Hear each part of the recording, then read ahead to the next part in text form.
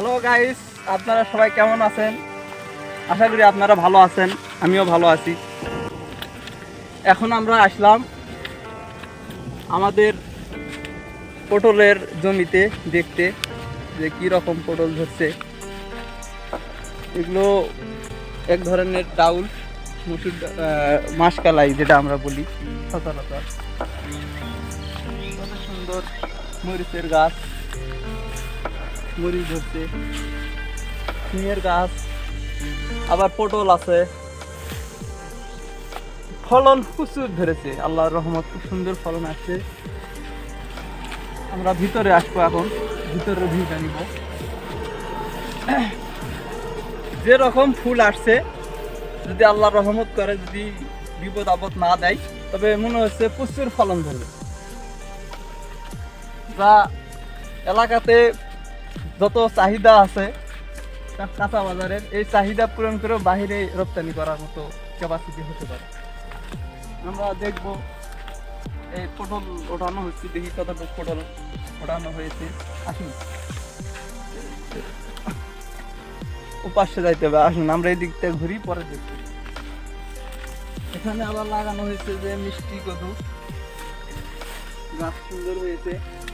সিমের গাছও রয়েছে। সিমের গাছটি ছোট, একটু বড় হবে, ডালপালা যখন বড় হয়ে যাবে তখন হয়তো ভালো ফলন আশা করা যায় ইনশাআল্লাহ। আবহাওয়া যেমন ভালো আছে, এরকম ভালো থাকলে অনেক ফলন আশা করা যায়।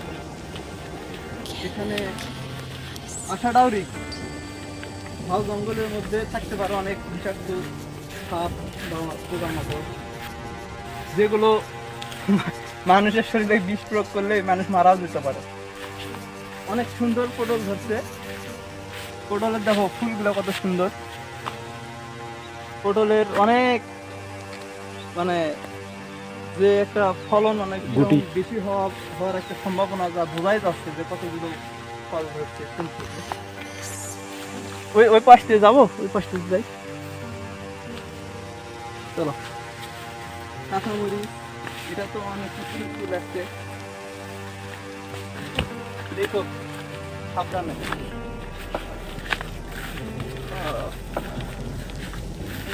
এরকম সুন্দর সুন্দর পটল। বৃষ্টি হইলে মনে হয় পটল একটু কম হচ্ছিল, আর আবহাওয়া থেকে বেশি হচ্ছিল।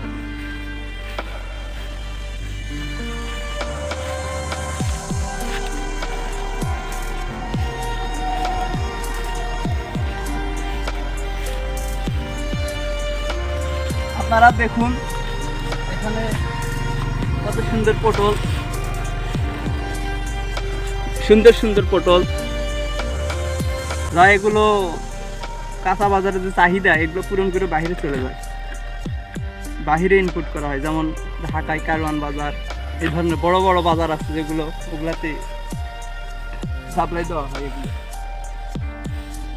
চলো, ভালো থাকবেন, নেক্সট টাইমে অন্য কিছু নিয়ে দেখা হবে। Bye bye.